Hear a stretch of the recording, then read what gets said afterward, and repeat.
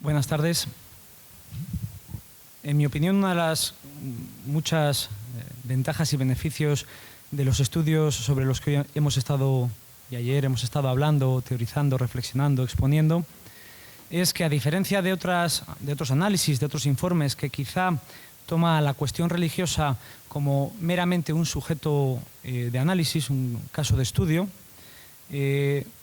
los documentos de trabajo, el informe resultante de este periodo de intenso trabajo y de investigación dan por resultado un documento en el que las religiones son parte activa. La perspectiva religiosa es tenida en cuenta. Y yo creo que esta es una de las grandes ventajas que nos lega a todos el informe de la Fundación Europea Sociedad y Educación para toda la sociedad civil española. Y desde esta perspectiva no podía ser de otro modo que en este curso se incluyera la perspectiva de los propios agentes religiosos a la hora del debate sobre la presencia religiosa en el sistema educativo español en concreto, pero más ampliamente, y como hemos podido hablar ayer y hoy, en la sociedad española en su conjunto. Para ello tenemos el enorme privilegio de contar con tres ponentes que representan a cada una de las diferentes confesiones que efectivamente están viviendo parte de los dilemas, parte de las cuestiones sobre las que hemos estado reflexionando estos días.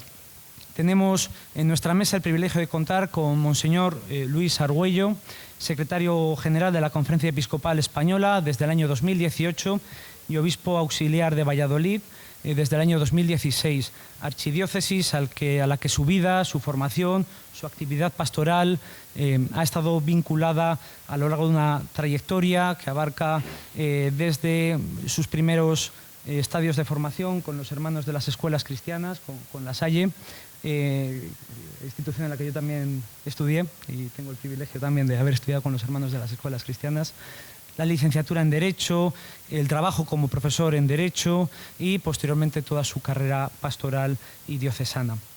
Tenemos también con nosotros en esta mesa a Sara Lobato Ruiz. La señora Lobato es pastora evangélica de la Iglesia Bautista de Madrid, de Villaverde. Tiene una formación sólida en magisterio en la Universidad de Alcalá de Henares y una diplomatura también en teología por la Unión Evangélica Bautista de España, la UEB. Actualmente desempeña el cargo de coordinadora de enseñanza de la Federación de Entidades Religiosas Evangélicas de España, la FEREDE, que como sabrán es la institución que se encarga de la interlocución entre las diferentes confesiones evangélicas y el Estado español para dar cumplimiento a los acuerdos del año 92. Una posición similar, pero en este caso en el mundo islámico, ocupa el señor Ihab Fahmy, que es actualmente coordinador de la Comisión de Educación de la Comisión Islámica de España, que es el equivalente a la FEREDE para la confesión musulmana en la interlocución con el Estado español. Es miembro de la Junta Directiva de la Comisión Islámica desde el año 2007 y presidente de la Unión de Comunidades Islámicas de la Comunidad Valenciana desde el año 1991. Además, el señor Fahmy tiene una trayectoria dentro de la reflexión académica a través de su impartición del curso Islam y Principios Democráticos en la UNED y su puesto actual de coordinador de la Cátedra de las Religiones, de la sección de Diálogo Interreligioso en la Universidad de Valencia. A estos tres ponentes excepcionales que les agradecemos la participación en esta mesa, les hemos planteado un eje de debate, que es las confesiones religiosas ante el sistema educativo español, nuevos desafíos. Les comento brevemente, y ya doy paso a los ponentes, cuál va a ser la estructura, el planteamiento de esta mesa redonda. Como somos conocedores de que es una cuestión compleja, con muchísimos matices, hemos dividido la mesa redonda en tres bloques, que irá de más específico a más abstracto, más general. Comenzaremos con un primer bloque sobre la situación actual del hecho religioso, de la enseñanza de la religión en la escuela en España. Seguiremos en un segundo bloque ligeramente más teórico sobre la aportación de la religión, de las religiones, al sistema educativo y a la sociedad en general, para terminar con un tercer bloque en el que miraremos todos juntos al futuro, hacia los desafíos de la sociedad española y el peso que puede tener la enseñanza de la religión ante esta sociedad en transformación, en metamorfosis. En cada bloque intervendrá brevemente cada uno de los ponentes y tendremos un momento de interacción y de preguntas. Sin más, comenzamos con este primer bloque, el bloque destinado, dirigido a comentar, hablar cuestiones sobre las que han versado parte de nuestras conversaciones. La situación actual de la asignatura de religión, de la religión en la escuela pública. Monseñor Luis Argüello, cuando quiera, tiene la palabra.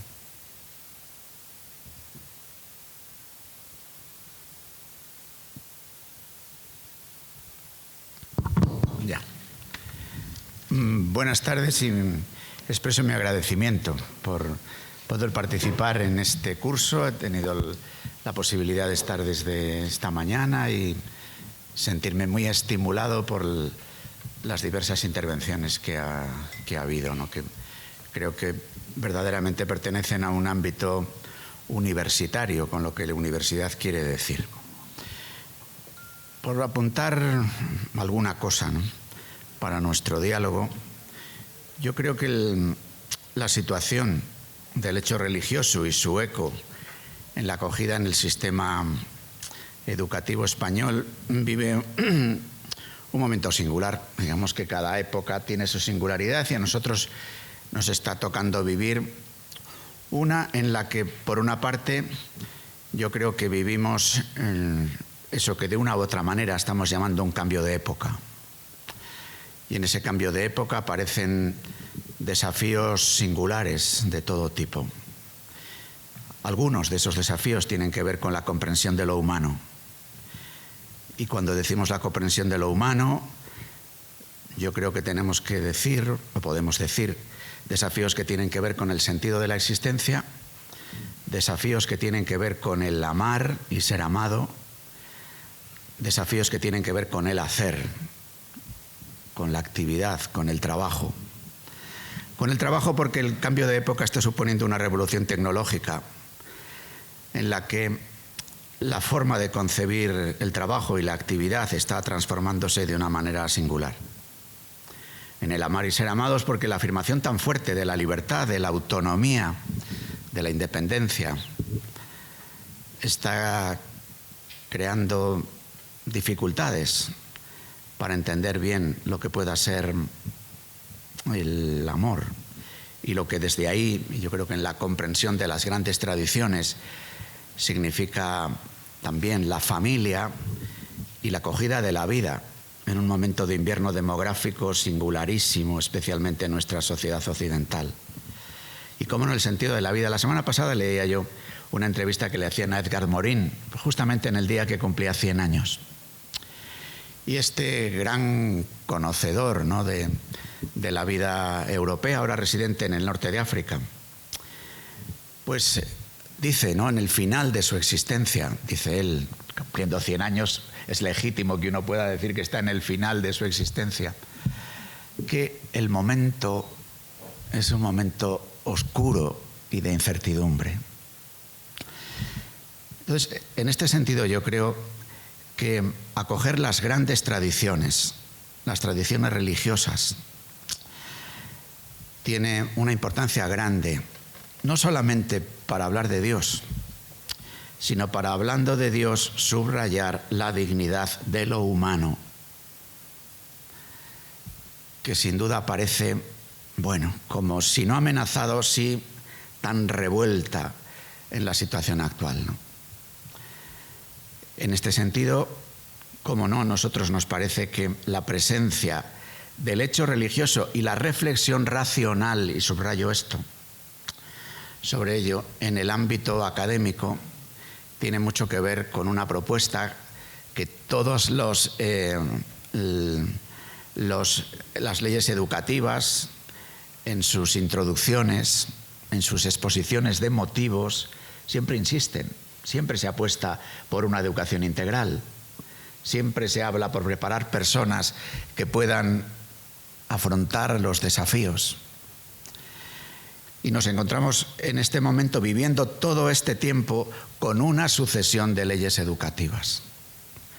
La sucesión de leyes educativas, por una parte, reconozcámoslo, tratan de responder al desafío de un tiempo cambiante.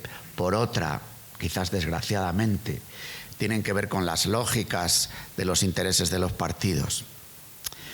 Y ahí aparece, yo creo que en este momento, nosotros hemos hecho una propuesta, justo cuando se planteó la realidad de una nueva ley educativa, de lo que planteamos para el conjunto del sistema educativo español, que es un pacto educativo que pudiera hacernos mirar, cuando menos, al medio plazo, a un medio plazo que se abre al largo plazo, aun sabiendo que en las épocas de cambio tan vertiginoso los plazos nunca se sabe muy bien cómo pueden ser, ¿no? Pues quisimos, ¿no?, y así se lo presentamos a las autoridades del Ministerio, ofrecer la posibilidad de un ensayo del pacto educativo con un pacto en la enseñanza religiosa escolar. Un pacto que, por una parte, asegurara que las grandes tradiciones estuvieran presentes desde su lenguaje propio, como esta mañana nos decía Fabrice, ¿no? Es decir, el lenguaje es algo que recibimos, la tradición es algo a la que nos incorporamos o en la que estamos y nos lleva, y de alguna forma desde esa tradición queremos ser capaces de pensar racionalmente un hecho más grande que nuestra propia tradición. Entonces pensamos que es legítimo que las grandes tradiciones religiosas, con la presencia del hecho religioso en la escuela, pues puedan desarrollar la educación integral de los alumnos desde su propio lenguaje, pero abriéndose a la posibilidad de dialogar y de convivir con otros, porque pensamos que en este momento de gran cambio se entrecruzan en el camino de la historia un fenómeno de secularización, que de alguna forma, por hablarse tanto de la secularización desde hace un siglo, casi ha quedado viejo hablar de secularización. Y sin embargo yo creo que está más de actualidad la presencia de nuevas formas de presencia religiosa, de espiritualidades. Algunas, precisamente porque el coloquio entre la secularización y las nuevas formas no es fácil, se producen formas asilvestradas, si se me permite esta expresión, de presencia de lo religioso. Por eso es tan importante que las diversas tradiciones y las nuevas formas pasemos la prueba de la racionalidad. Pasemos la prueba de estar dispuestos a acoger el misterio y, dando testimonio de la presencia del misterio, decir que, porque pensamos que es algo bueno para todo el ser personal, tiene también capacidad de coloquiar con nuestra racionalidad. Y esto desearíamos que pudiera hacerse, y que al mismo tiempo pudiera darse la oportunidad para los propios alumnos en un ámbito, en un área educativa, en el que además de la enseñanza de la religiosa escolar, en ese área educativa pudiera estar la filosofía, pudiera estar alguna de las otras asignaturas que tuvieran que ver con afirmar lo humano en tiempo en el que parece que las máquinas quieren apoderarse del territorio, y decir, afirmamos lo de cada uno y al mismo tiempo dialogamos desde una polaridad, y con esto acabo, que no sería la polaridad que yo creo que el tiempo moderno ha entronizado, que es la polaridad igualdad-diversidad, sino otra polaridad, que es la polaridad identidad-diferencia. Esta mañana nuestro querido amigo y colega del derecho, de la filosofía del derecho, hablaba de Maritain, distinguir para unir. En realidad esta frase de Maritain y de alguna forma de la neoescolástica tiene una raíz más profunda, que es el debate cristológico, si se me permite, de los grandes concilios del primer milenio, de Éfeso, de Calcedonia, de Nicea, en el que para hablar del Cristo, de este al que nosotros tenemos la pretensión, increíble pretensión, de decir que un hombre es el Hijo de Dios, decimos que ahí hace falta un distinguir para unir en ese misterio trinitario en el que hay uno y tres. Pues bien, ese uno y tres, que es un ADN, yo creo, de todo lo creado, que es también la realidad de hombre-mujer abierto a la vida, por ejemplo, como el analogado seguramente antropológico más importante de lo trinitario, que es el abrazo conyugal. Pues yo creo que es bueno que cultivemos nuestras identidades, aquello que nos hace únicos, que nos identifica, y al mismo tiempo que valoremos la diferencia. Porque si la diferencia se hace desde el reconocimiento de lo idéntico, que por una parte yo cuando digo idéntico me miro a mí y digo lo que es propio de mí, pero cuando digo idéntico les miro a ustedes y digo aquello que nos identifica como humanos, como creyentes, pues es posible que las diferencias sean fecundas. Sean fecundas. ¿Para qué? Para el bien común. Yo hablo ahora de una fecundidad para el bien común, en el ámbito de lo que pudiera ser el espacio propio de mi, digamos, denominación religiosa. Habría de una fecundidad salvífica o de una fecundidad en cantar la gloria de Dios. Pero en el espacio público, en el espacio que compartimos, esta realidad salvífica y que canta la gloria de Dios en el espacio público se llama bien común. Bien común para la familia humana, bien común para el hogar donde vive la familia humana. Ahí nos encontramos con este desafío. Desearíamos que el desarrollo curricular, que todavía no se ha realizado, de la LOMLOE, mira que son raros los nombres de las leyes, pues diera la posibilidad de que este coloquio entre identidad y diferencia pudiera realizarse en el ámbito de nuestro sistema educativo. Muchas gracias. Muchas gracias, Monseñor Argüello. Tiene la palabra la señora Lobato. Muchas gracias, Rafael. Gracias a todos por la oportunidad de... Se ha encendido, pero no... Vale. Bueno, me quito también la mascarilla. Bueno, pues muchísimas gracias por esta oportunidad de haber sido invitada y que podamos reflexionar acerca del hecho religioso, que nos conozcamos, que veamos la importancia de esa diversidad y de traerla a la sociedad. No sé si está la presentación.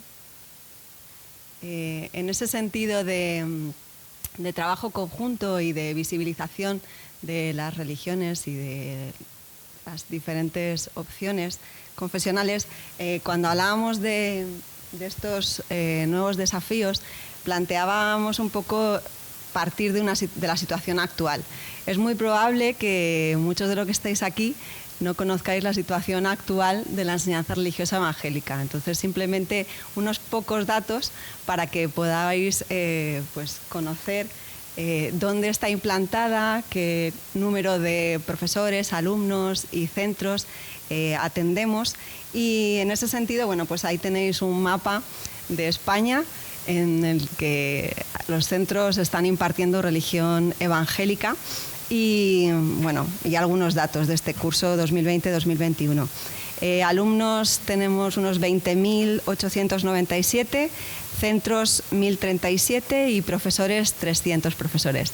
Es verdad que es incomparable con las cifras que escuchaba antes de religión católica, pero bueno, ahí estamos por la gracia y la misericordia del Señor y abriendo pues oportunidades. En ese sentido, como podéis ver, la enseñanza evangélica aún no ha podido implementarse en algunas comunidades autónomas como son el País Vasco, Baleares, Ceuta y Melilla. Seguimos trabajando en ello a pesar de que llevamos casi 30 años con los acuerdos de cooperación con el Estado.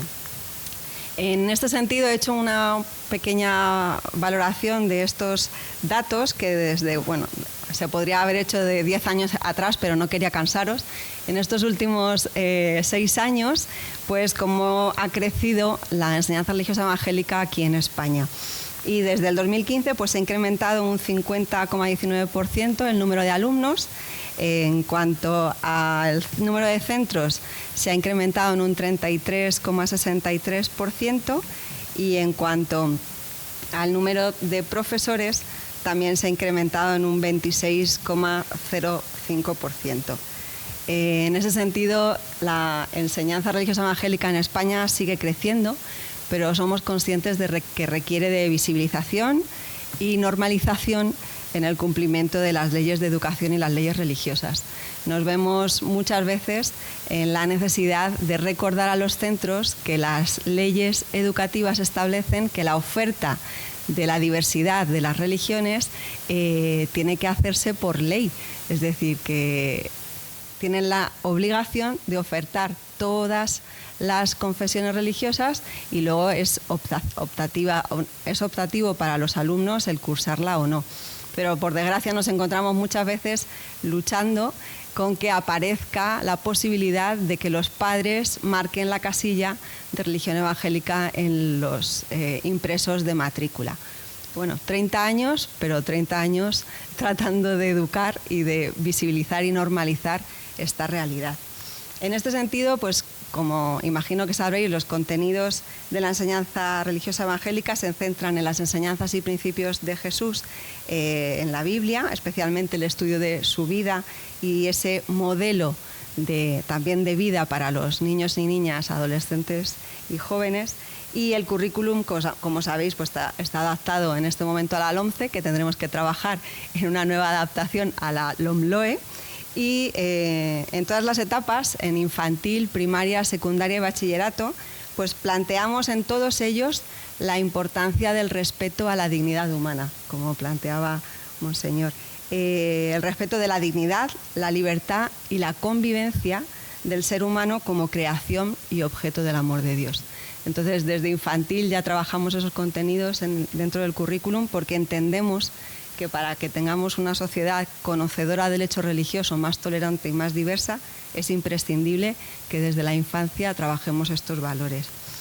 En ese sentido, la educación en la tolerancia y el respeto es un trabajo de todos y en ese sentido también planteamos esa necesidad de un pacto de Estado en el que pues, todos nos pongamos de acuerdo en qué queremos enseñar a las nuevas generaciones y no andando volviéndonos locos, cambiando cada cierto tiempo los currículums, que al final esto lo que no solo dificulta para la comunidad educativa un transcurso de la educación, sino que también no nos permite evaluar todas esas propuestas que cuando se empiezan a implementar se cambian y aprendemos poco de todo esto.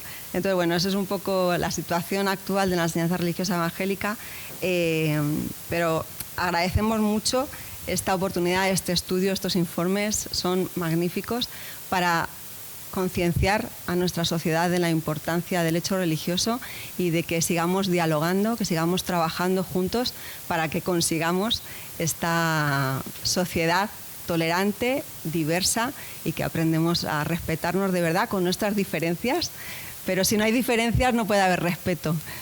Hay últimamente ese planteamiento de pensamiento único y tolerancia hacia el que piensa exactamente igual que yo, entonces no es tolerancia, es otra cosa. Así es que para que haya tolerancia tiene que haber diversidad y aprender a trabajar juntos y muchas gracias por poder hacerlo también en este marco. Muchísimas gracias a usted, señora Lobato. En este momento estaríamos en el ámbito del diálogo ecuménico. La presencia del señor Fahmy nos permite hablar de un diálogo interreligioso. Muchas gracias, señor Fahmy. Cuando quiera tiene la palabra.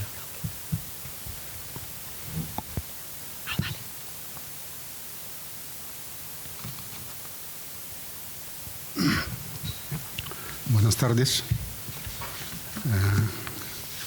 Por supuesto, voy a decir Assalamu alaikum, que la paz sea con todos vosotros, que por supuesto es una alegría estar aquí entre hermanos, amigos, compañeros. Yo creo que aquí uno viene más no para hablar, es para aprender. Realmente lo estoy aprendiendo de doña Sara como de don Luis, don Rafa y de toda la organización. Desde ayer estoy aprendiendo muchísimo. La primera, me gustaría hablar un poquito sobre, entrar un poco en el tema. La primera palabra que ha sido en la religión islámica no ha sido ni amar, ni obedecer, ni ayudar, ni perdonar. Y todos son términos religiosos al 100% en el Islam. La primera palabra ha sido le. Entonces, la religión realmente pasa a partir del conocimiento. Si empiezas a tener sabiduría, empiezas a enriquecerte, entonces ya puedes ser un poco más religioso. Entonces, un religioso con una creencia que le llamamos creencia ciega, esto es lo peor que puede ocurrir a un ser humano, la creencia ciega. Que, por supuesto, nosotros creemos en Dios, en todos sus poderes, pero nunca a ciegas. Siempre con conocimiento por orden del Señor. Así que cuando estamos enriqueciéndonos en conocimiento, estamos obedeciendo realmente a nuestras creencias y vamos en el camino que marcó nuestro Señor. Si empiezo a hablar de la Comisión Islámica de España y la trayectoria, ¿sí se puede cambiar? Vale, perdona.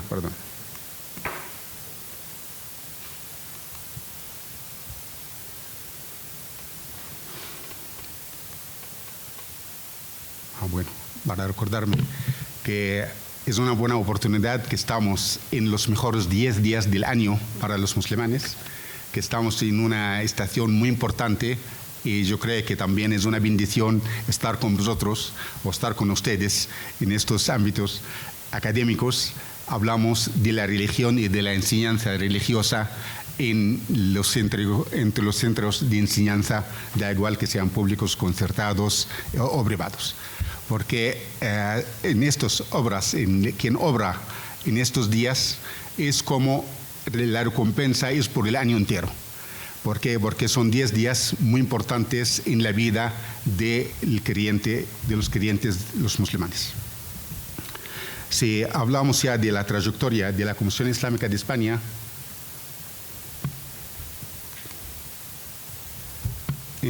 la Comisión Islámica de España la Comisión misma formó del ASNI en 92. Los musulmanes en España han estado siempre. Se puede discutir después del 711 o antes del 711 incluso. Nunca ha habido como una no presencia del Islam en España durante los 13 siglos. Y la visibilidad del que se cambia de un momento a otro. Esta trayectoria se culmó con el acuerdo del 92, el reconocimiento del notorio arraigo de la religión islámica. En aquel momento, cuando se firmó el acuerdo, en España habían 200.000 musulmanes. No se pensaba realmente en las aplicaciones del acuerdo, solo pensaban en el reconocimiento. Y a partir de allí, ya en el 96, empezó el proyecto educativo por la Comisión Islámica de España para el ámbito público. Se hizo el libro Descubrir el Islam, que son 6 libros de primaria.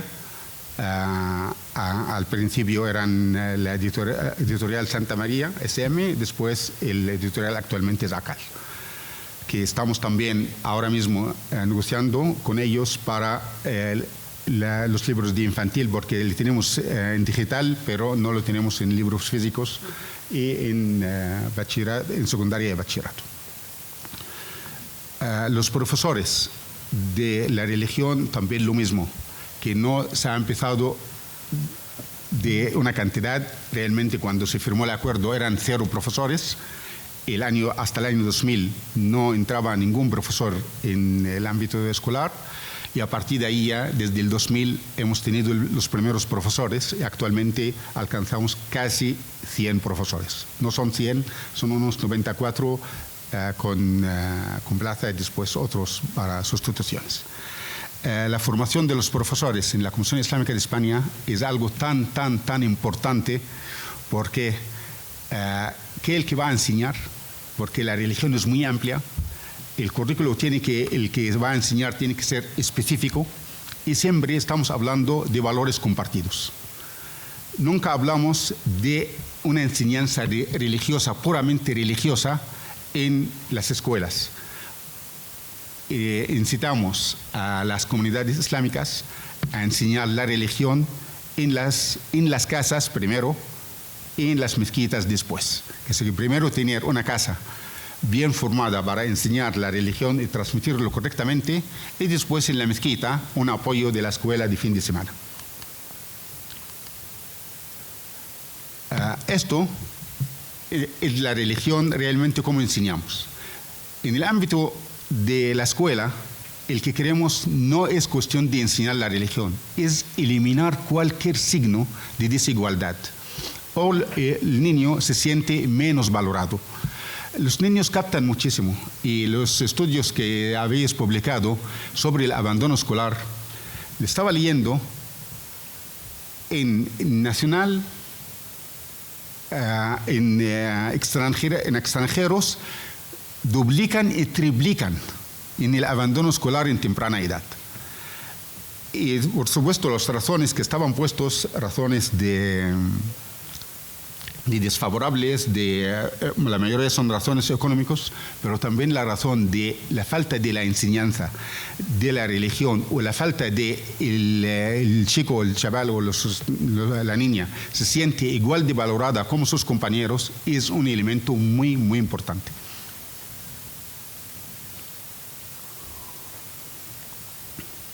Perdona, el azúcar me deja seco. Estas son cosas de la edad, ¿eh? Y a partir de ahí, nosotros realmente el que estamos enseñando es esto. Nos gustaría tener profesores de religión islámica en todo el territorio nacional. Por cuestión de tiempo, ¿no es así? Sabemos que no es fácil. No se hace las cosas de un día para otro. El cambio social, como han dicho aquí durante los 2 días, no es una pala mágica. Es cuestión de tiempo, es cuestión de conciencia, es cuestión de tenernos totalmente de acuerdo y apoyando unos a los otros en el camino que realmente va para el beneficio de todos y ver el futuro, el 2030 o el 2050 o el 3000. Porque es nuestra esencia realmente, es aspirar siempre a un futuro mejor. La formación de los profesores nunca le hemos abandonado en ningún momento, desde el 2000 hasta ahora, jornadas formativas continuamente. La última jornada ha sido en el verano pasado, a pesar del COVID, que ha habido como una pausa. Hemos hecho una jornada formativa para los profesores en Jarandía de la Vera, en Extremadura. Ahora vamos a hacerla en septiembre y otro en octubre en Valencia. Y esta es una formación continuada para los profesores de religión islámica en todo el territorio nacional. Siempre hemos pensado que somos parte del todo. Nunca hablamos de un mundo aparte o una religión aparte. Siempre hablamos de un porcentaje. Si estamos hablando de un 4, un 5, un 7, un 10, lo que sea, un porcentaje dentro del 100. Entonces siempre pensamos que somos parte de todo la sociedad española en general y en la educación en particular. Y esta es parte del todo, que quiere decir que colaborar continuamente con los demás religiones y con el ámbito escolar en todos los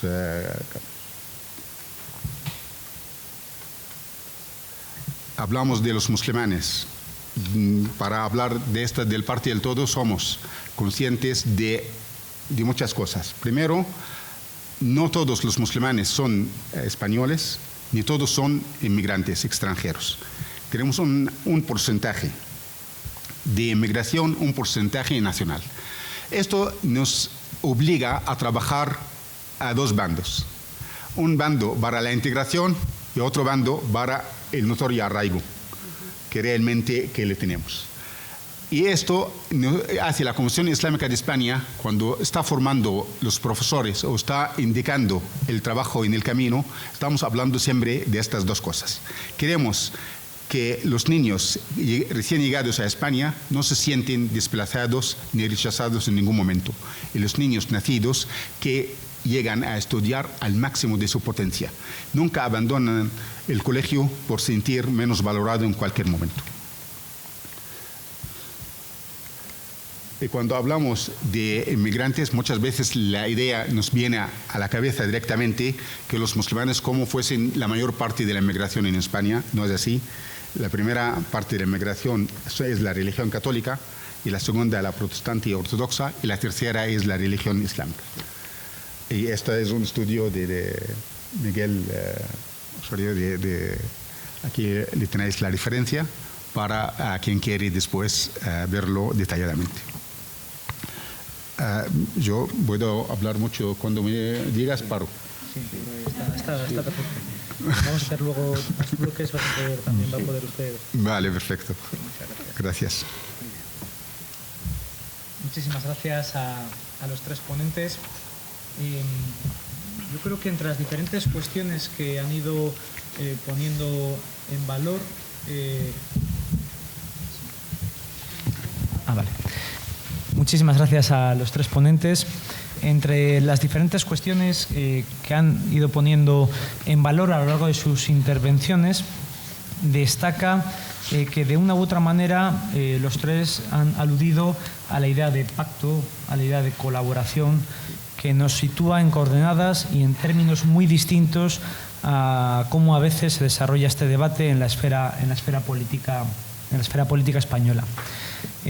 Esta idea que me surgía al escucharles nos conduce hacia el segundo bloque, hacia la segunda cuestión que les quiero plantear, que es: nos han presentado diferentes realidades, diferentes aportaciones de la religión, de las religiones en el espacio de la escuela pública.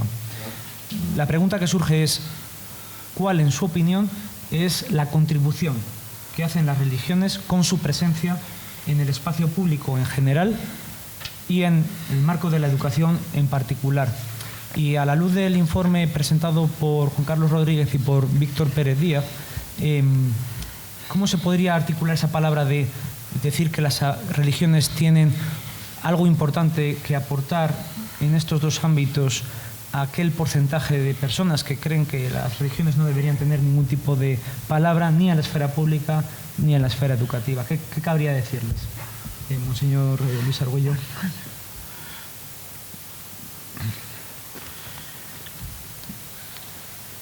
Yo creo que la presencia de la religión en el espacio público en general y en el ámbito educativo en particular tiene la posibilidad de ofrecer, se ha empleado la expresión arraigo, ¿no? Arraigo para decir notorio arraigo, que se ha tenido que ver con las negociaciones a la hora del reconocimiento. Pero yo desde ahí, de eso que es algo tan concreto, incluso que tiene importancia jurídico-administrativa, yo creo que lo decisivo es que la religión ofrece vínculo. Vínculo, digamos, en las cuatro dimensiones, ¿no? Vínculo a la hora de que cada uno de nosotros reconozca raíces, fundamento, arraigo, ¿no? Vínculo, porque nos vincula a otros. El fenómeno religioso, como se contemplaba esta mañana, nunca es un acontecimiento individual, sí que es personal, pero persona dice también de relación en sí mismo, es la pertenencia de alguna forma a una tradición, a un pueblo entre los pueblos, a un pueblo entre las naciones. El arraigo, además de ofrecer fundamento y vínculo, yo creo que nos sitúa en el tiempo. Una característica de la experiencia religiosa es que está siempre relacionada con una esperanza, con una promesa, con lo cual también nos vincula en el tiempo, en épocas además en el que el cortoplazo, el presentismo, ¿no?, nos da una dimensión en el tiempo, una esperanza en definitiva. Y también en la medida en que la experiencia religiosa tiene que ver con la experiencia del misterio, con una experiencia de relación con el innombrable, al que luego las diversas denominaciones religiosas nos hemos atrevido a dar nombre, con diversos acentos, ¿no? Porque según las tradiciones religiosas el nombre se explicita más o menos, el nombre se hace rostro más o menos, el nombre se hace cuerpo, carne más o menos. Y eso yo creo que es un permanente estímulo para que, y aterrizo en el ámbito educativo.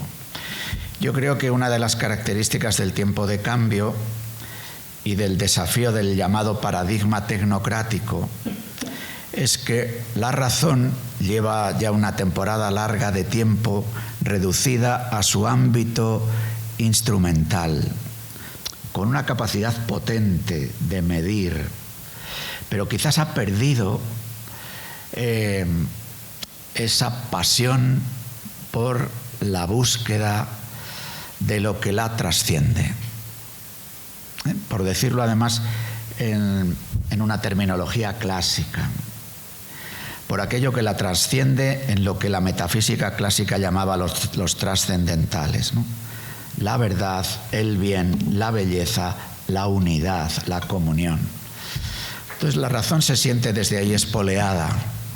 Yo creo que el crecimiento del paradigma tecnocrático por una parte y la extensión del paradigma democrático, que es tan importante para la convivencia, pero que tiene luego insuficiencias para otros aspectos de organización de lo humano, que no se pueden medir por reglas democráticas. Aquí mismo estamos hablando, en el mejor sentido de la palabra, de mayorías y minorías, y decimos esto no se puede resolver de una manera democrática diciendo las mayorías hacen que no se cuente con las minorías o que no se reconozcan los mismos derechos que a mayorías, entre comillas, lo que las minorías tienen. Es decir, en ese sentido, la experiencia del fenómeno religioso, en la medida en que ofrece vínculo, arraigo,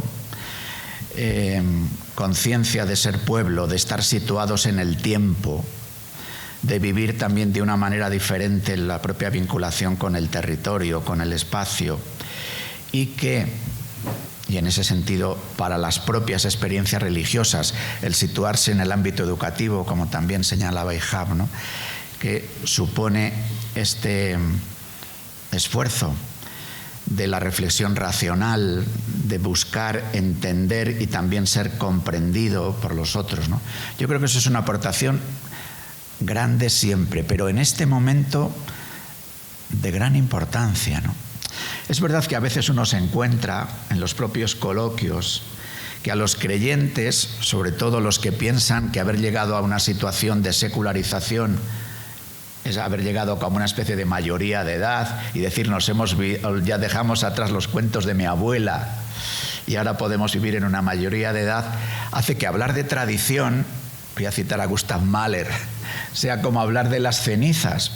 Pero como decía Gustav Mahler, la tradición no es mirarse en las cenizas, sino mirar en la transmisión del fuego que viene de atrás, que ilumina y calienta y que se ofrece para que vaya más adelante. Y sabemos que ese fuego en la tradición luego es transmitido por receptáculos del fuego que pueden ser diferentes, ¿no? Pero en una época como la nuestra, en la que necesitamos tanta luz para los ojos a la hora de ver cómo nos situamos en el cambio de época, y tanto calor en el corazón para ver cómo superamos los individualismos o los identitarismos, yo creo que la presencia de lo religioso es bien estupenda. Y que por otra parte, para las grandes tradiciones religiosas, el situarnos con otros, el situarnos en el espacio público, el situarnos en una clave en el que lo racional, sin ser absoluto, sea evidentemente lo predominante en el ámbito educativo, también nos viene bien, porque nos purifica. Y sobre todo las tradiciones, que somos tradiciones de siglos, se nos pega mucho polvo en los zapatos o en las sandalias. Y necesitamos la purificación que la da a veces las crisis y siempre el coloquio y el diálogo con otros. Muchísimas gracias, Monseñor Argüello. Escuchándole recordaba un breve relato del libro de Agamben, El fuego y el relato, ¿no? Que hablaba de cuando hemos perdido el fuego, cuando ya no sabemos ni cómo encenderlo, cuando nos hemos olvidado del lugar donde encendíamos el fuego, nos quedan las historias, ¿no? Nos queda, en este caso, las religiones como ese ámbito que sigue, aunque la sociedad secularizada ha perdido a lo mejor esa noción de fuego, llevando esa constancia o esa idea de fuego, ¿no? Por favor, señora Lobato. Bueno, uno de los problemas que creo que tenemos como sociedad es la mentalidad de estanco. Es decir, entendemos que hay compartimentos dentro del ser humano. Está lo racional por un lado, lo espiritual por otro, lo físico por otro. Yo creo que si entendemos la religión como algo estanco que tiene que aportar a la sociedad, es que la religión ya está en la sociedad. Es que cada ser humano tenemos una espiritualidad que nos trasciende y que llevamos, sea desde un punto de vista religioso en una religión o desde un punto de vista espiritual hacia diferentes maneras de dar respuesta a esa espiritualidad. Entender que el ser humano es multifacético, que tiene diferentes perspectivas, que somos seres integrales, que no andamos planteando nuestra vida desde una perspectiva ahora en la educación, ahora en la familia, ahora... No. Somos lo que somos en cada momento en el que estamos y creo que la religión ya está inmersa dentro de la sociedad y la aportación que la religión puede hacer a la sociedad es precisamente eso, ser visible, y la religión no es un rito, no es una cosa que tenemos que hacer, sino que es un estilo de vida. Y como estilo de vida permea allá donde haya una persona que tenga convicciones religiosas y, por supuesto, hay mucho que aportar porque todos somos parte de la sociedad y todos nos necesitamos los unos a los otros en esa concepción de la dignidad humana y que soy un ser integral y que enfrente de mí hay también una persona integral con sus convicciones, con su manera de pensar, que me puede aportar y que yo le puedo aportar. Creo que es una de las principales aportaciones que podemos hacer a hacernos los unos a los otros, y sobre todo educar en la diversidad, es decir, es que somos diferentes y eso nos hace más ricos, y porque somos distintos y tenemos esta capacidad de hablarnos y de formar parte de juntos de esta sociedad, es que tenemos estos planteamientos. Ensalzando la dignidad del ser humano, creo que construiremos una sociedad mejor, y creo que desde las religiones es uno de los mejores no me sale la palabra, plataformas de lanzamiento, quería decir. Si nosotros enseñamos en la familia, en la escuela, en nuestras comunidades religiosas, lo importante que es el otro, por creación de Dios, igual que yo, entenderemos al otro y le respetaremos simplemente por el hecho de ser criatura de Dios, llamémosle con el nombre que queramos a ese Dios. Si entendemos eso y somos capaces de que eso esté en nuestra sociedad, a través de la educación, a través de la convivencia, a través del diálogo, creo que habremos ayudado mucho y aportado mucho. Y de nuevo yo reitero mi gratitud por este foro en el que podemos pensar y reflexionar acerca de esto. Y me parece súper importante el papel de los medios de comunicación en este aspecto. Necesitamos que los medios de comunicación hagan más visible el hecho religioso, la importancia de tolerarnos y de respetarnos en todos los aspectos, porque si no conseguimos llegar a toda la sociedad y permear toda la sociedad con este pensamiento, estaremos perdiendo mucho. Necesitamos esa ayuda y no sé cómo podríamos conseguirla, pero bueno, empecemos por nosotros mismos, y yo agradezco a mis compañeros de mesa este tiempo para poder charlarlo.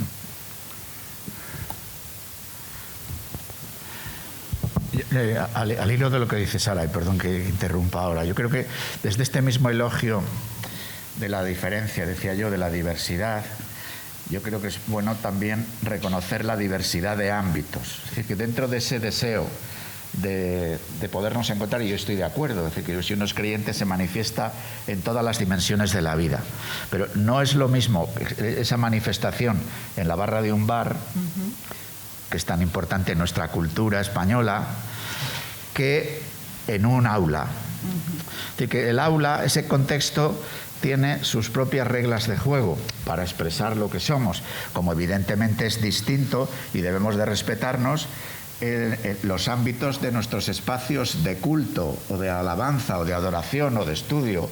Evidentemente yo tengo que respetar tu forma, la forma de vuestra tradición de encontraros en un espacio propio y de hacer vuestra alabanza y vuestro estudio del Evangelio, y la forma de encontrarse los hermanos del Islam de una forma distinta. Y en ese sentido digo que aceptar también la diversidad de los ámbitos para podernos encontrar bien, y en ese sentido el ámbito escolar, ya sea en cualquiera de las fases, nos sitúa de una manera distinta, porque además es un ámbito que no es nuestro, que es un ámbito común, público, de la sociedad organizada.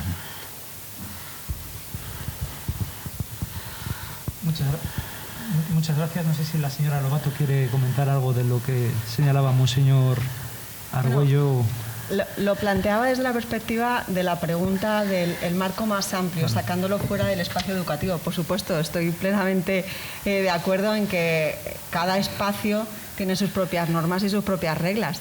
Pero como la pregunta se planteaba desde la perspectiva de sacándolo del plano educativo, ¿qué puede aportar esto a la sociedad?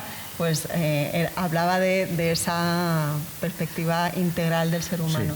Y efectivamente hay iniciativas muy importantes desde los diferentes ámbitos que también puede trascender lo educativo.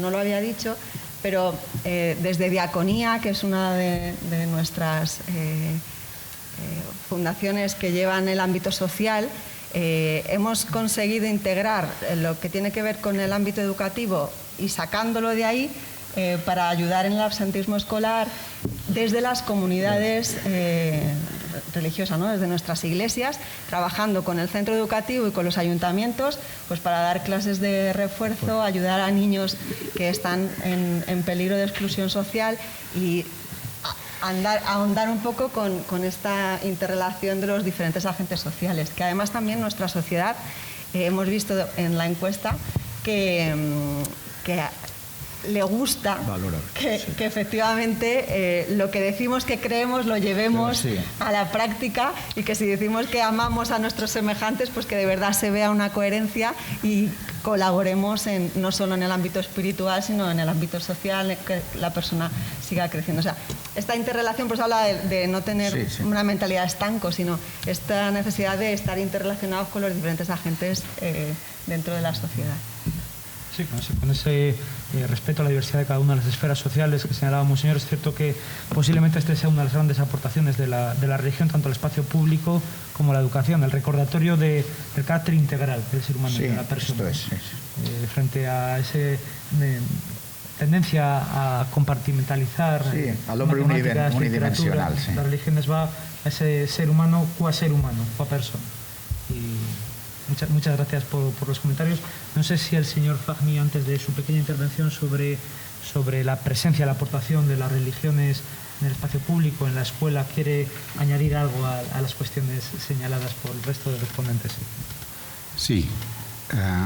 Estaba leyendo una tesis de doctorado de la Universidad de Alicante, no recuerdo la doctora cómo se llama, me disculpo por ella, pero la conclusión ha sido muy buena. Como una conclusión así que es tajante, dice: expulsar la religión del ámbito escolar ha sido un fracaso. Pero así, de conclusión tajante, no es que una cosa que le estoy inventando antes de venir, ¿no? Es un doctorado que terminó el año pasado, el año 2020, que está recién. Y me encantó cuando llegó a estas, que todo, cuando estaba leyendo, parecía como va por el camino secular, y me parecía muy bien porque razona perfectamente, pero al llegar a la conclusión al final, yo mismo me quedo como, se ha terminado la película de una forma ganó el bueno. Exactamente, que el guión no iba por ahí. Y me encantó, y realmente la conclusión ha sido muy buena, porque ayudar a las personas a identificarse como es en todos los ámbitos, desde el 0 hasta el 100, desde que se levanta hasta que se acueste, y esto de una forma visible, diversa y respetuosa. Yo creo que esto ayuda a todo el mundo a llegar hasta donde quieren llegar. Y la presencia de los profesores, hablo ya específicamente de profesores del Islam en el ámbito público, hace muchísimo.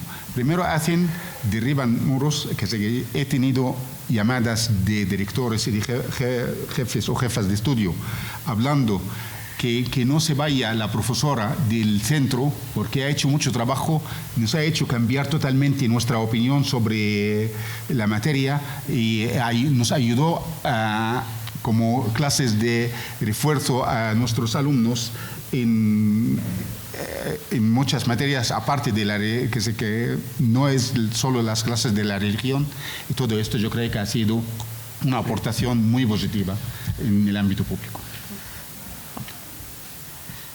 Sí, estaba reflexionando con lo que decían, porque claro, además de esa cuestión integral, también está la cuestión que señala el señor Fahmy, ¿no? Que lo que estamos viviendo quizá no sea que a veces no se valore la aportación positiva de las religiones, es que se desconocen radicalmente, ¿no?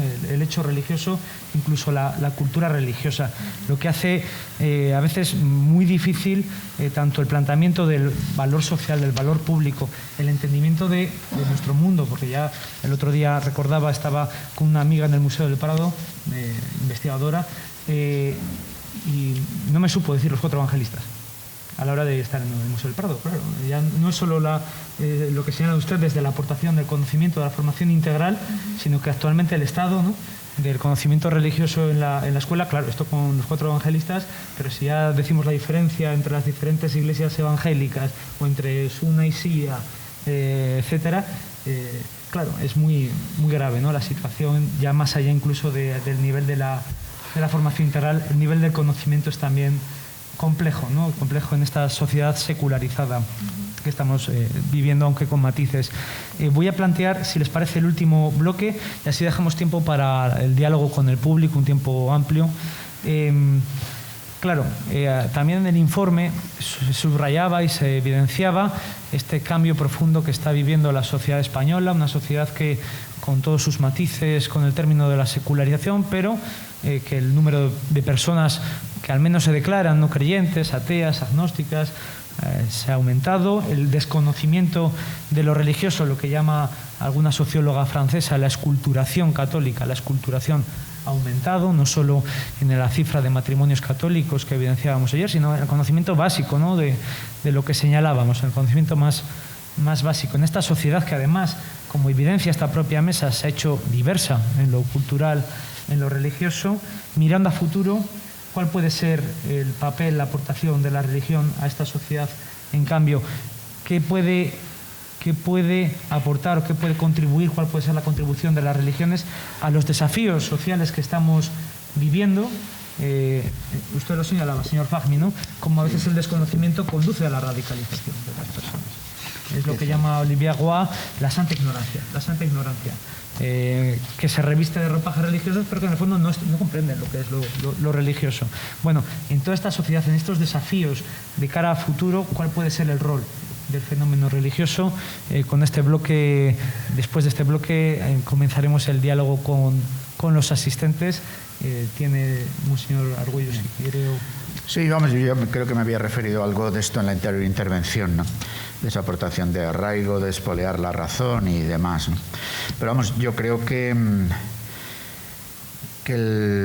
la aportación mirando a futuro tiene mucho que ver con ayudar a que, precisamente desde este hecho, que tanto las migraciones como un signo singular de este tiempo en el que nosotros vivimos, como luego en el interior de las propias sociedades, más allá del fenómeno migratorio, está suponiendo de diversidad. Yo creo que las diversas denominaciones religiosas, las diversas tradiciones y comunidades religiosas, tenemos un desafío hacia adentro y otro hacia afuera. En el desafío hacia adentro es no contribuir a lo que es esta deriva cultural, a mí me parece ciertamente preocupante, que es el identitarismo, ¿no? Que se está produciendo, que nos llega con una influencia muy grande desde los Estados Unidos, que desde ahí hay como una tendencia a un subrayado muy grande de algún rasgo, ya sea rasgo racial, o sea rasgo sexual, o sea rasgo religioso también, ¿no? Y ese identitarismo tendría que ver en cerrar la identidad sobre sí mismo, no entrar en diálogo con lo diferente o con lo diverso, ¿no? Entonces yo creo que este es un desafío grande que tenemos, ¿no? Que en una situación en la que de una u otra forma podemos ser socialmente minoritarios, desde el punto de vista de la relevancia cultural, desde la propuesta que hacer, puede haber una tentación, que es la tentación de un repliegue y de un estar en permanentes actitudes defensivas, ¿no? Entonces, el que nosotros ya hiciéramos esta aportación, la aportación de situarnos en una búsqueda compartida, en un diálogo sin negar la diferencia. Yo creo que lo ha vivido Europa en el tiempo moderno, fundamentalmente, incluso desde lo que fue desde la reforma de Lutero y siguientes, ¿no? Incluso la propia, porque también la organización política de los diversos estados europeos, según se van formando, también tienen que ver con las tradiciones religiosas, ¿no? Entonces, claro, llega un momento, sobre todo a partir de la Paz de Westfalia, en el que se decide, si me permitís la expresión, decir, metamos a Jesucristo en el armario, porque si nos estamos pegando por él todo el día, a veces con una utilización religiosa para las batallas entre el emperador y los príncipes, pues puede producirnos eso, que vivamos todavía con un poco de esa inercia, que ante las dificultades que pueda haber, digamos, bueno, busquemos solo los factores comunes y escondamos lo que nos es propio. Yo creo que hay que hacer las dos cosas. Poner en la plaza pública lo que nos es propio y, desde luego, con un deseo grande de buscar lo común, ¿no? Para organizar verdaderamente una convivencia que sea respetuosa, en el cual cada cual pueda vivir integralmente aquello que quiere vivir. Entonces, yo pienso que nuestras sociedades esto lo van a necesitar cada vez más, porque los flujos migratorios son imparables y porque las realidades internas de las sociedades pues son cada vez más plurales, ¿no? Entonces yo pienso que esto podemos ofrecerlo. Yo, como quiera que todo el encuentro tiene que ver con el espacio educativo, yo creo que en este sentido la escuela puede ser un buen ámbito para esto, ¿no? Para que no haya, primero, para que cada cual pueda expresarse lo que es. Tú antes hablabas del fracaso escolar, de personas que vienen de otros sitios y no acaban de sentirse integradas porque no se sienten respetadas en algo tan valioso para él, para su propia familia, como puede ser sus creencias, y que por otra parte se sienten muy desafiadas, porque eso también hay que reconocerlo. Cuando una persona llega aquí de Asia, de África, de América del Sur, se encuentra con nuestras sociedades, bueno, eso es un terremoto interno, ¿eh? Entonces la escuela sí reconoce el hecho religioso, sí permite que pueda formar parte del currículo con normalidad, sí además propicia que pueda haber un diálogo verdaderamente respetuoso, ¿no? No en el respeto de mírame y no me toques, ¿no? Sino en ese respeto que tenga capacidad para escuchar, para tratar de acoger al otro como es, ¿no? Y en la medida de lo posible, en lo que se descubre de aspecto común. Aquí todos hemos subrayado con fuerza la dignidad, hemos subrayado con fuerza la apertura al otro, la diaconía o la caritas que decimos nosotros, ¿no? Pero hemos subrayado con fuerza el que la profesora o profesor de religión además ha apoyado. Yo creo que una de las experiencias más gozosas de la pandemia, yo diría ahora del ámbito de los profesores de religión que conozco, es cuántos profesores de religión han sido valorados en la época del teletrabajo o de las videoconferencias, que es complicado para todo el mundo, pero para tener una clase por videoconferencia con niños de infantil o de primaria, de la marinera, pues entonces yo creo que ahí muchos profesores de religión han dado más que la talla.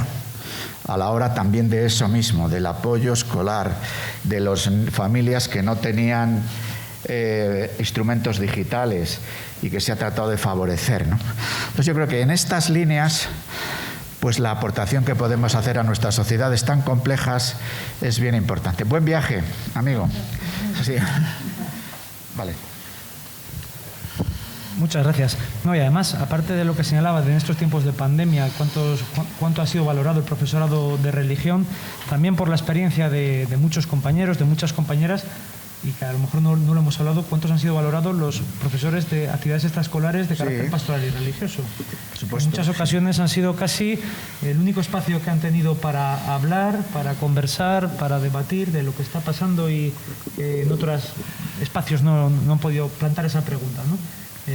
Yo creo que hay también la labor de los agentes extracurriculares y muchas veces pastorales han tenido también un peso fundamental en este gran desafío de la COVID. Señora Lobato. Pues para terminar, esta mirada hacia... Bueno, no está, pero no pasa nada. Sí, gracias. En esta mirada hacia el futuro, leía un trabajo de don Rafael y hablaba de mirar hacia el pasado. No olvidemos de dónde venimos, no olvidemos nuestra historia para seguir avanzando, evaluando aquello que... Sí, ya está. Sí, eso es. Aprendamos de nuestro pasado para no cometer los mismos errores, sino seguir hacia adelante aprendiendo de nuestra historia. Me parece maravilloso la conclusión también que había en el estudio y en el informe. La importancia de formar a todo el profesorado en el hecho religioso. Es decir, que en las universidades públicas y privadas cualquier profesor que se esté formando conozca el hecho religioso y sea consciente para efectivamente paliar ese analfabetismo religioso en el que estamos inmersos como sociedad. Que los profesores que van a estar formando a los niños y niñas, hombres y mujeres del futuro, conozcan las diferentes religiones, conozcan las aportaciones que esto ha traído a nuestra sociedad, me parece maravilloso y súper necesario, porque muchos de los problemas con los que se encuentran algunos de los profesores de evangélica, imagino que de islámica también, es que cuando el profesor llega tiene un estereotipo de aquello que más o menos conoce, y efectivamente cuando conocen a nuestros profesores, pues yo pensaba otra, pues yo no sabía, incluso algunos dicen, pues si sois normales, y es como, sí, claro, como tú, y como tan normal como tú o tan anormal como tú, o sea, que podamos ayudar a esos profesores del futuro a que tengan ese conocimiento del hecho religioso, me parece que sería un trabajo magnífico a presentar ante la nueva ministra de Educación para que lo implemente en el currículum de grado en magisterio. Y bueno, sí, que sigamos educando en la tolerancia y en el respeto al diferente. Me preocupa mucho el pensamiento único, mucho, de cara al futuro. Parece que si pienso diferente a ti, tengo que odiarte, y no es eso. No es eso. Porque yo no siento que si alguien piensa distinto a mí es que me odie. Entiendo que o no me conoce suficiente, o aún no me he explicado bien, o hay algo que no estamos consiguiendo comunicar. Pero es de que si no piensas igual que yo me estás agrediendo, a mí personalmente me preocupa mucho y se está imponiendo en la sociedad actual. Así que creo que debemos luchar desde todos nuestros ámbitos contra eso. Ser diferente no implica nada malo, al contrario, sumamos y juntos creamos una sociedad más bonita si nos escuchamos y trabajamos juntos. Y bueno, hablaban también para el futuro el papel de los medios y la importancia de permear la sociedad. Termino. Educar no es dar clase, educar es dar ejemplo. Empieza en la familia, sigue en nuestras comunidades eclesiales, continúa en la escuela, pero tenemos que, con nuestra manera de vivir, tratar de que otros puedan seguir el ejemplo de una tolerancia y un respeto. Muchas gracias. Señor Fahmy, si quiere concluir este bloque y damos paso a las intervenciones, preguntas, cuestiones del público.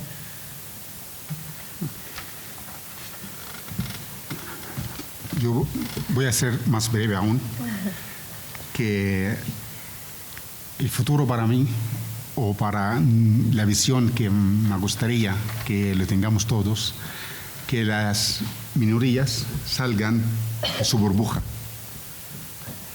y la mayoría salga de su zona de confort. Con estos encuentros, yo creo que podemos encontrarnos los dos. Y yo el que quiero para España, le quiero para el mundo entero. No es para de un sitio sí, otro sitio no.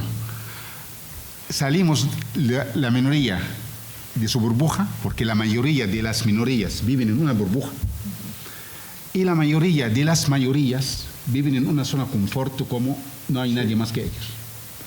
Y esto yo creo que, como vemos un diálogo como esto nos ayuda muchísimo a reflexionar y realmente y amar, pero de verdad, no de palabra, ni de encuentros, ni de fotos. Yo me he criado en un colegio cristiano, he terminado el bachillerato en un colegio cristiano. El primer trabajo que hice en mi vida de una forma privada, éramos 2 musulmanes y 3 cristianos. Hasta hoy somos mucho más que hermanos. Estoy hablando de 40 años o 45 años de trayectoria. Y esto realmente el que me gustaría llegar a todos los sitios. No porque yo soy bueno y los otros son mal. No. Aceptar todas las religiones de una forma como algo tan natural como ir a comprar el pan por la mañana. Esta iglesia está justo al lado de mi casa, que parece un sueño. A mí me gustaría que esto lo veo en todas las partes, pero es que esto lo he vivido. No es una cosa tan rara. Y ahí no hay ni turistas, ni cámaras, ni nada. Las 2 puertas, la puerta de la mezquita y la puerta de la iglesia, exactamente idénticas. Yo quería rezar el mediodía, he entrado a la iglesia. ¿Por qué? Porque la puerta es idéntica, no porque he entrado para rezar allí. Después he salido y he ido a la mezquita. Y esto, una cosa tan normal y sin mucha publicidad, y sin mucha, es un trabajo día a día, es un trabajo en común, y me gustaría que se extienda, que no sea de una parte solo en Egipto, en otra parte no, una parte en Siria, otra parte no, una parte de España, otra parte no, que sea en todos los rincones, en todo el mundo.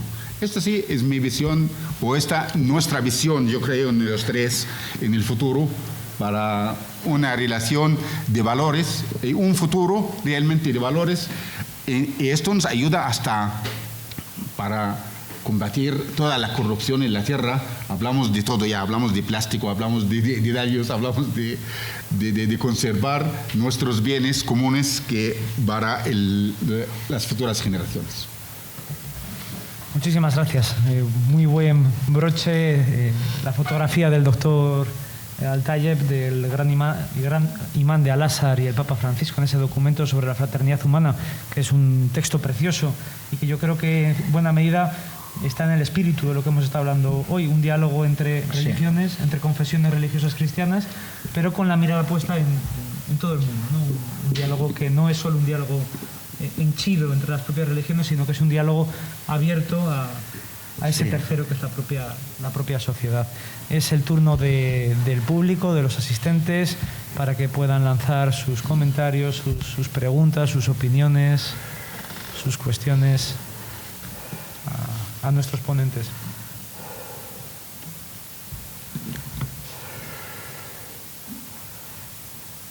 Mientras se animan los del público a hablar, yo diría que este diálogo cada vez yo creo que vemos que es más necesario que pueda tenerse también con los que se confiesan no creyentes y que sin embargo, como bien decía Sara, seguro que en su corazón tienen alguna inquietud y en todo caso todos de una u otra manera tenemos ¿Dónde está la foto? razones para... La foto que han sacado de la iglesia ¿Dónde está? Está en un barrio, se llama Babilú, que es mi barrio en el Cairo. En el Cairo. Digo que todos tenemos razones para vivir, motivos para esperar, ¿no? ¿Cómo poderlo dialogar con... Bueno, para que esto sea...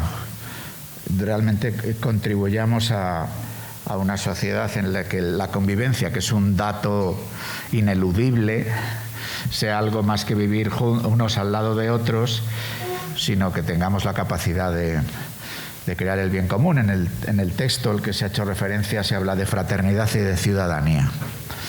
Entonces, ¿cómo avanzar en lo que fraternidad y ciudadanía quieren decir en unos lugares y otros del mundo, ¿no? Ciudadanía tiene más que ver con los valores ilustrados, fraternidad tiene que ver de alguna forma con el reconocimiento de un creador y padre, pero ¿cómo eso puede encontrarse, ¿no? Sí, pero en cierto modo la propia palabra fraternidad yo creo que es un ejemplo evidente incluso del diálogo entre religiones con la secularidad. Claro, por supuesto. Educativo, por general, sí, es sí, la sí. criada de la Revolución Francesa. Claro, claro. Y es también las propias... Sí, tiene razón. Las propias religiones. Es así, Rafael, sí. Pero es cierto que hay veces, me comentaba el otro día un amigo que se encarga de diálogo interreligioso en la diócesis de Barcelona, lo difícil que era el encuentro entre la parte religiosa y la parte secular en muchas ocasiones, ¿no? Porque sí que yo creo que todos tenemos mucha conciencia y mucha constancia del riesgo del identitarismo religioso, del fundamentalismo religioso. Hay mucha conciencia pública, pero no del secularismo, que en cierto modo es una forma de fundamentalismo basado en la secularidad, ¿no? Y muchas veces comentaba esta persona, un experto de diálogo interreligioso, lo difícil que era plantear con la secularidad el diálogo, porque la voz era tomada por posiciones secularistas y no por la mayoría de las personas no creyentes, que realmente son o indiferentes o muy razonables a la hora de hablar con el hecho religioso. Sí, hay una palabra pedida, sí, Carlos, estamos. Sí.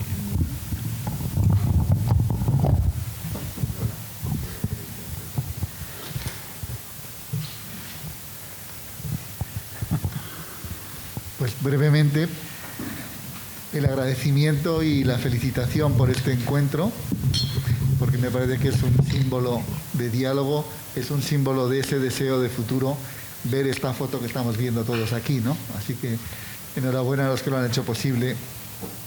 Y un subrayado que me parece, con toda la humildad, en el curso, tanto ayer como hoy, pega decirlo para que no quede ausente, es que hay una pedagogía de la religión, yo soy profesor en la universidad de esto, que precisamente contribuye transversalmente a este futuro que queremos construir, a esa educación integral. Doy fe que hay muchos elementos de la pedagogía de la religión en la escuela que son transversales en las tres religiones que tenemos delante en la foto.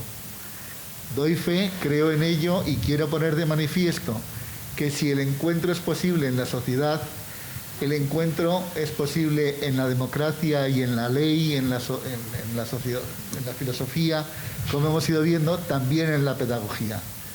En la pedagogía de la religión que yo explico, hablamos de que la religión en la escuela aporta tres grandes aprendizajes.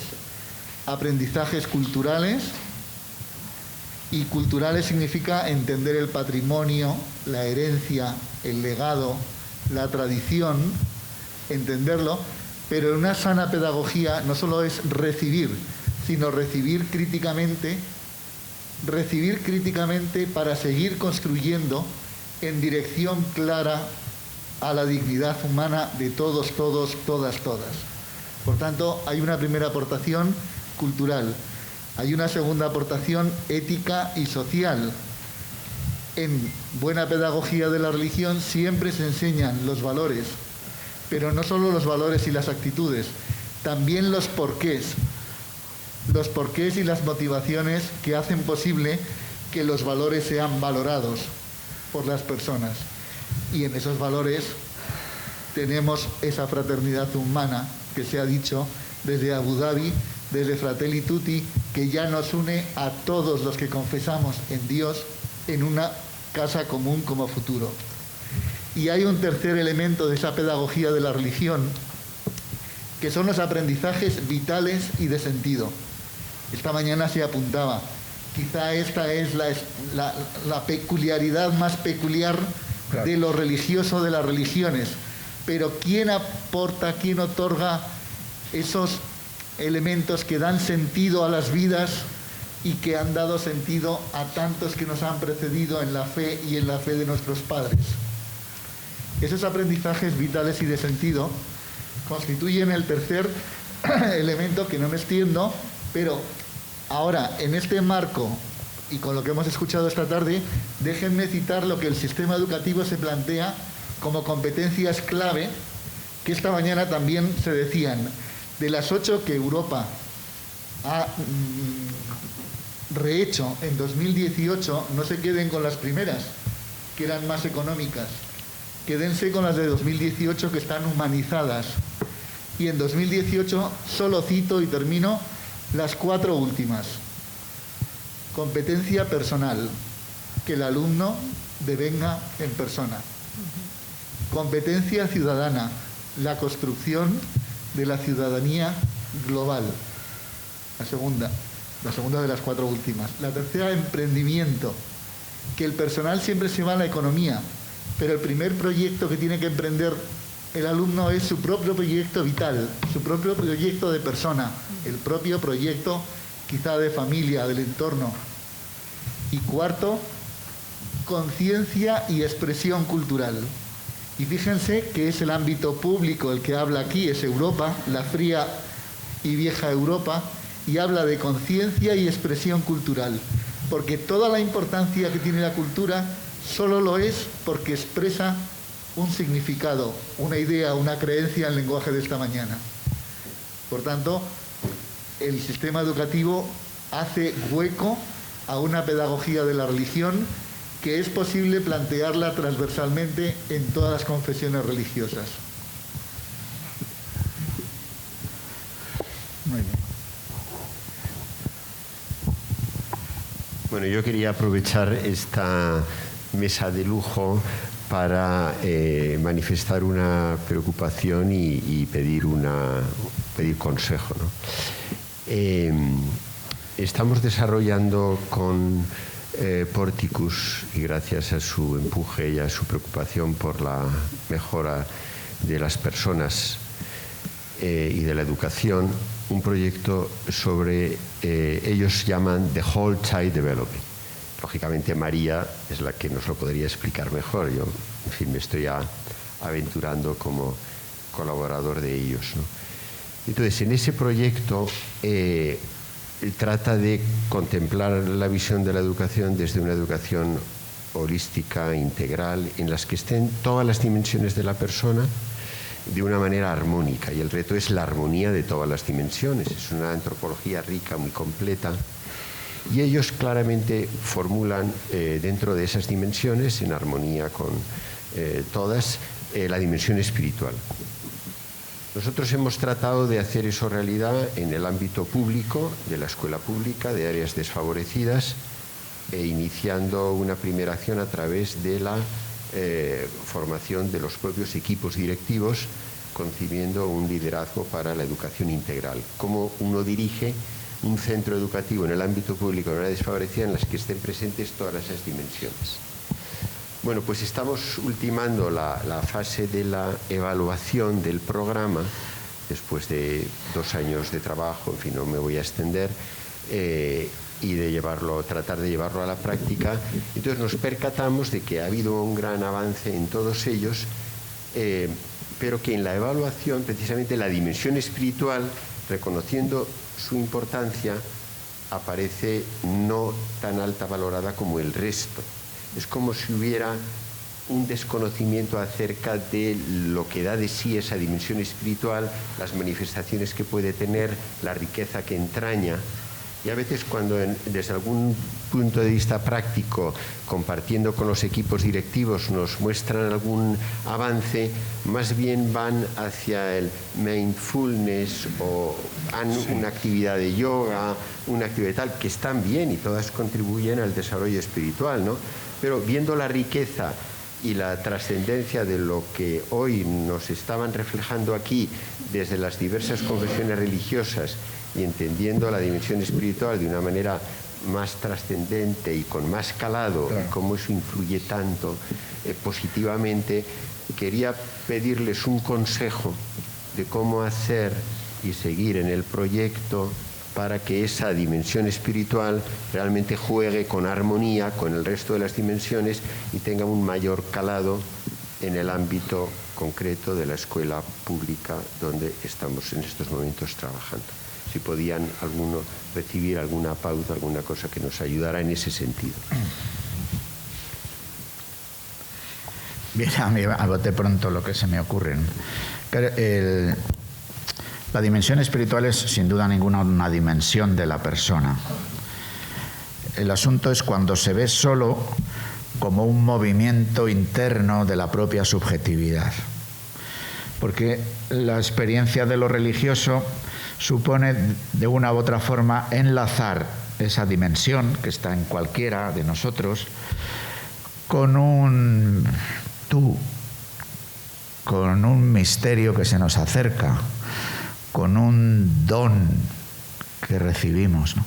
Entonces, de alguna manera, todo lo que pueda ser, pero está en relación con cosas que se han planteado. Cuando Sara planteaba que la formación en el hecho religioso, el conocimiento de las tradiciones, pues, y ahí es donde yo creo que es más fácil encontrar dificultades, porque hoy, precisamente por el triunfo tan grande que tiene el sujeto hasta el punto de hacerse subjetivismo, ¿no? Bueno, pues es admisible todo lo que tenga que ver con dimensiones de mi propia subjetividad, ¿no? Pero pensar que esta dimensión religiosa supone un diálogo con un tú que te trasciende, un tú que te visita, un tú que te invade, un tú que ha dejado huellas en la palabra, en los textos, huellas en la historia de un pueblo. Bueno, eso es pero forma parte de la pedagogía de la que hablabas, Carlos, antes, ¿no? En el sentido de este aspecto que podríamos llamar de lo cultural, ¿no? Lo cultural en esa triple dimensión, porque la palabra cultura vale igual para un roto que para un descosido. Entonces yo creo que hay una dimensión de la cultura gorda, profunda, que tiene que ver con el cultivo.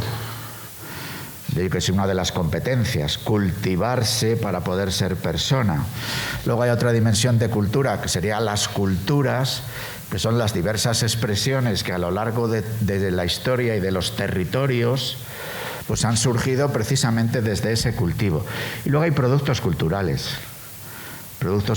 que precisamente el ejercicio de las dos dimensiones anteriores hace que surjan productos culturales, como puede ser una mezquita y una iglesia que veíamos ahí, o productos culturales que una expresión artística, o un canto, o un texto, o un poema, o un estilo de vida, una forma de vivir, una diaconía, ¿no? Entonces, yo creo que nuestra sociedad actual tiende aunque se habla mucho de cultura, pero yo creo que tiende a relacionarse con los productos culturales y más aún, si es posible, mercantilizarles, pero olvidarse de que hay producto cultural si hay culturas y cultura, el cultivo de lo radical humano, ¿no? Y eso no es algo que se haga solo desde uno mismo. Es decir, el hecho mismo de que haya sistema educativo y que en el sistema educativo uno se sumerja en una tradición matemática, en una tradición física, en una tradición lingüística, pues hace que también, si de verdad lo espiritual se toma en serio, uno debe contrastarse con las tradiciones, con escuelas de espiritualidad, por decirlo así, para entendernos, igual que en otras ramas de los saberes que están en los ámbitos académicos, uno no empieza un día, va a clase de matemáticas y el profesor empieza desde cero, o diciendo, a ver tú, ¿qué te sugieres? Es verdad que puede haber métodos educativos que traten de ser lo más inductivos posibles, pero de alguna u otra manera siempre habrá un contraste, ¿no? Con las 4 reglas de las viejas matemáticas o con las novedades de los dígitos o de la física cuántica, pero siempre uno se contrasta con algo recibido, con el saber acumulado a lo largo de la historia. Y yo creo que en la espiritualidad eso también existe. No solo el cultivo de mi dimensión que se abre, sino que si de verdad es una dimensión que se abre, quizás se encuentre con algo o alguien que viene y que está o estaba. No lo sé, es un poco pensar en alto, ¿eh? ¿No? Sí, yo no sé si he entendido bien su pregunta. Planteabas propuestas específicas para ayudar a dar esa dimensión espiritual en el centro educativo.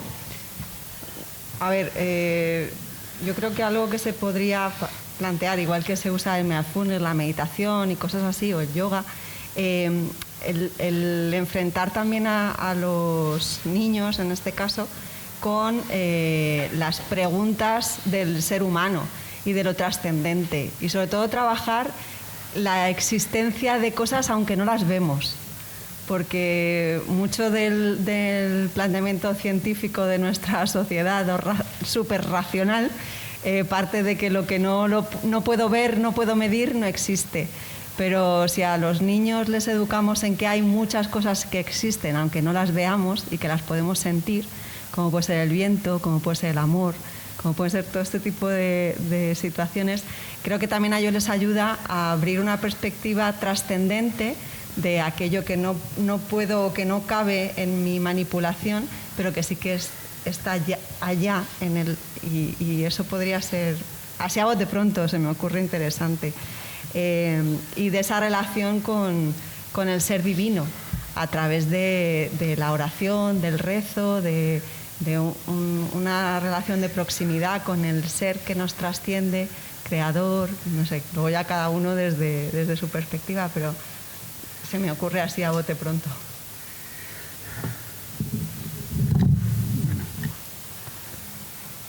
Gracias a los tres que me habéis hecho la mente a trabajar un poco más, que leer y cultivar en el ámbito educativo, y las dos cosas son importantes, leer como cultivar. Y si le estamos enseñando esta de la dimensión espiritual de todos, yo creo que la mejor forma es celebrar las fiestas religiosas de una forma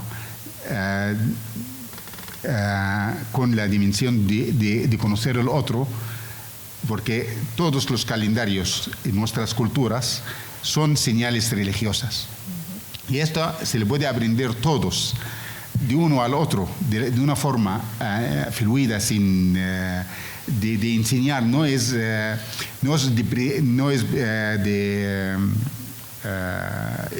predicar, estamos hablando de lectura y cultivar, estamos hablando de edificar alumnos para una dimensión mucho más grande. Yo creo que esto también puede ser una puerta de entrada para esta campo.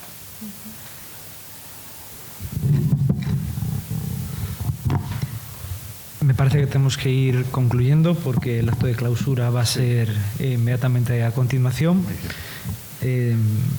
Bueno, Nietzsche parece que se equivocó, la religión, Dios no ha desaparecido, Dios no ha muerto. La tesis de la secularización, en el sentido fuerte de los años 60, 70, también no ha desaparecido la religión, no se ha convertido en un hecho de conciencia privado. Y no solo eso, sino que... ¿quieres hacer una pequeña intervención? Un minuto, a menos cuarto tenemos que terminar, un minuto. Si es una cosa muy, muy breve, sí.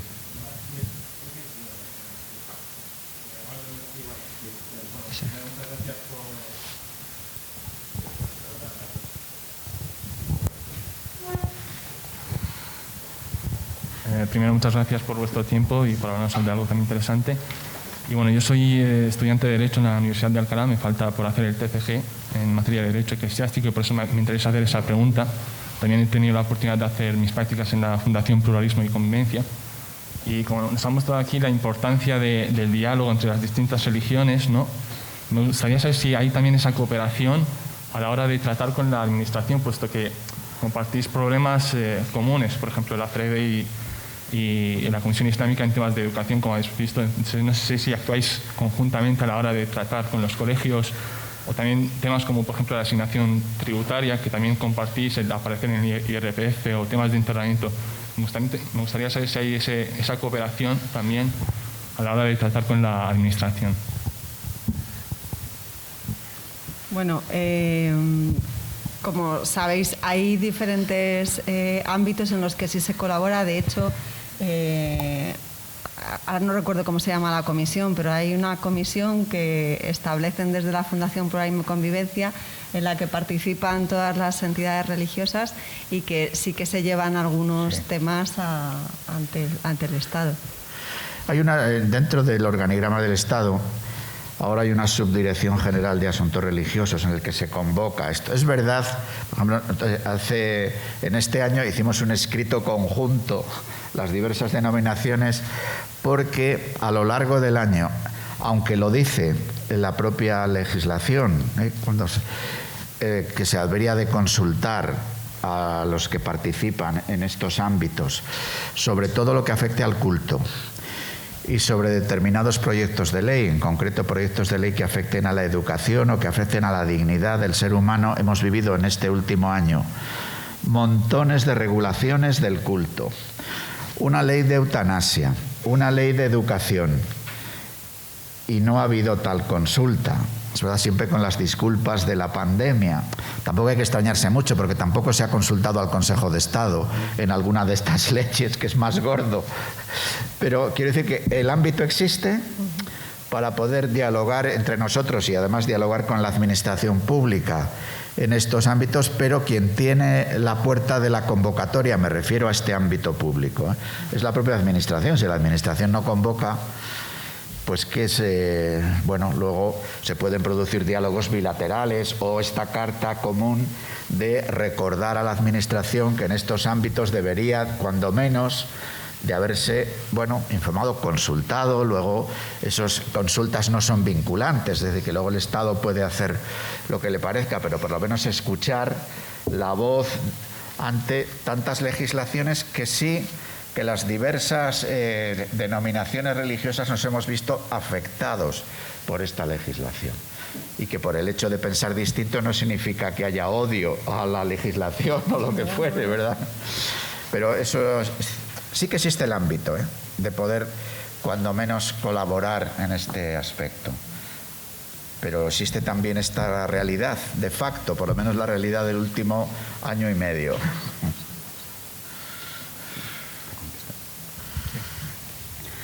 Pues muchas gracias a los ponentes, gracias de verdad, gracias a los asistentes, gracias por todas las cuestiones. Como iba diciendo, las religiones están lejos de desaparecer. Está aquí tres representantes de tres religiones, tres confesiones de nuestro país, de España, y lejos de ser una vuelta al pasado, un superar a Nietzsche, un superar la teoría de la secularidad para hacernos más reaccionarios y atávicos, no, es una mirada al futuro, porque creemos que las religiones en la sociedad democrática, en la sociedad plural, en la sociedad possecular, tienen mucho que aportar. Por eso les deseamos todo el éxito en sus empeños, porque será el éxito de toda la ciudadanía. Muchas gracias. Muchas gracias.